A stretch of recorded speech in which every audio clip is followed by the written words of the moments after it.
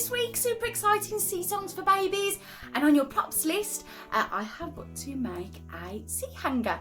So I'm going to do a short how-to video now and show you how I make mine. You feel free to make yours and showcase your creative skills on your Tuesday class, which is just to give you a rough idea on how to make one of these, so stay tuned. So to make my sea hanger, I've chosen a selection of props. So I have a trusty old metal coat hanger.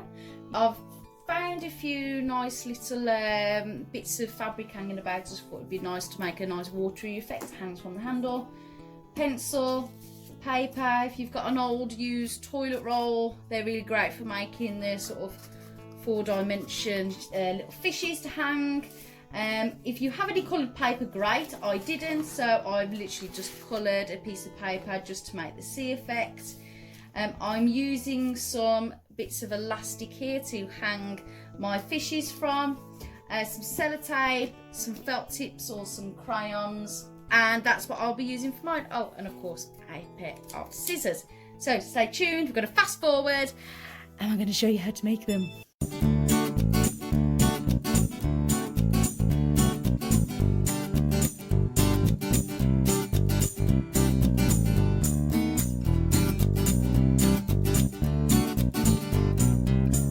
Wave hello, hello, wave hello, hello, wave hello, hello, wave hello, hello, wave hello, wave hello, wave hello, hello, clap your hands, clap your hands. So for our toilet roll fish, we're just going to bend our toilet roll nice and flat.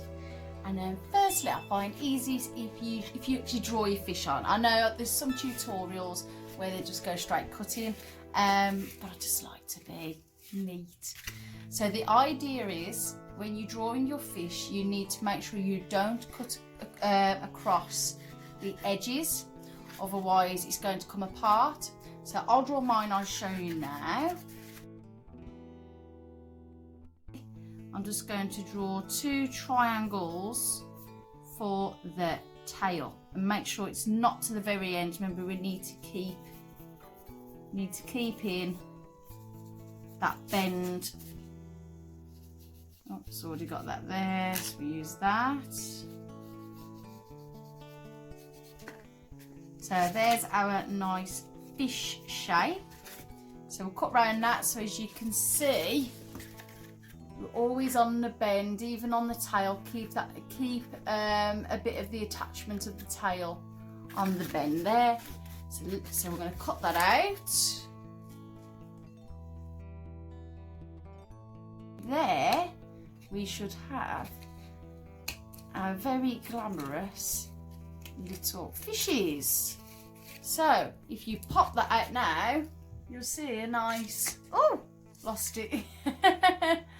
4-dimensional shape for your fish. All you need to do now, if you've got some of those boggly eyes, they're actually pretty cool, so you can stick an eye on, or you can just draw, make it as colourful as you like, and then at the end we're just going to pop a hole in the top using a pencil, just so you can push your elastic through or your string through and tie a knot, as we did with the octopus. So I'm going to speed things up a little bit now. Clap your hands, clap your hands, clap your hands. Right guys, so now we've made our little fishes and I've made a little octopus. Just to remind you as well, you don't have to make these from home. If you've got little toys, like little bath toys or little teddies of little fishes, you can actually hang these on if you want to. This is just to show you, if you don't have these things, how to make them at home. So we've got our little octopus and our little fishy that we've made, very glamorous. I didn't have any coloured paper or blue materials. If you've got some blue material, like an old clothing that you want to cut off, feel free to sort of cut that up into little swirls to make waves in the water. I've just coloured in some paper and cut them into nice waves.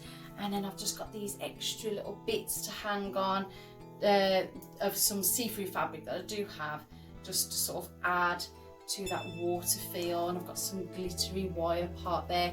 So I'm going to speed things up again and show you how I put them on my hanger. Clap your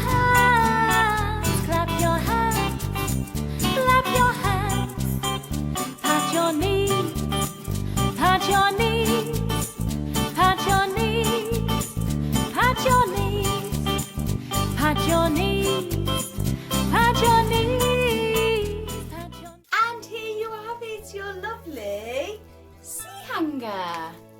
So just using things that I have around the house. As always, I never expect you to go out and buy anything, and this is so fun. You can just carry on having so much fun with your little one as they try and reach and grab the fabrics and see the little fishes. We've got our little octopus here. Have a great time making them.